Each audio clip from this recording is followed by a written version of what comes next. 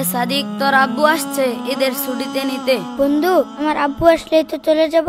তুই কোথায় ঈদ করবি? চল আমাদের বাসায় ঈদ করবি। না রে বন্ধু, আমার চাচা না হয় আমার মামা আমাকে নিতে আসবি। চল এখন ঘুমাই। আরে আব্দুল্লাহ কোথায়? হুজুর, আব্দুল্লাহ কই? আব্দুল্লাহর বাবা সকালে আসছিল। হুজুর, বাচ্চারা কি সব চলে গেছে? গতকালকে তো মাদ্রাসা ছুটি হয়েছে, সব ছাত্ররা চলে গেছে, শুধু আপনার ছেলে আর সাথে আরেকটা ছেলে আছে। আমার ছেলেটা কি কষ্টই পেলো নাকি?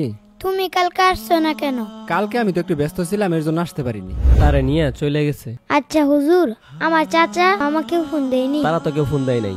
আচ্ছা দাঁড়াও, আমি একটা ফোন দেই। হুজুর ভালো আছেন? আলহামদুলিল্লাহ ভালো।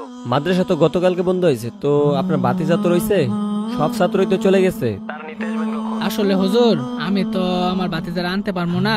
আমি তো আমার ছেলে মেয়ে লয়ে হিমশিম খাইতেছি। আপনি তার মামার সাথে একটু কথা বলেন। কে? লাবিবের হুজুর?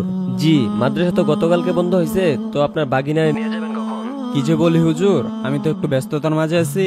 কালকেই তো ঈদ। আরেকদিনের জন্য আইসে কি করবো? বাপ মা নাই, আশা লাগ করা থাক।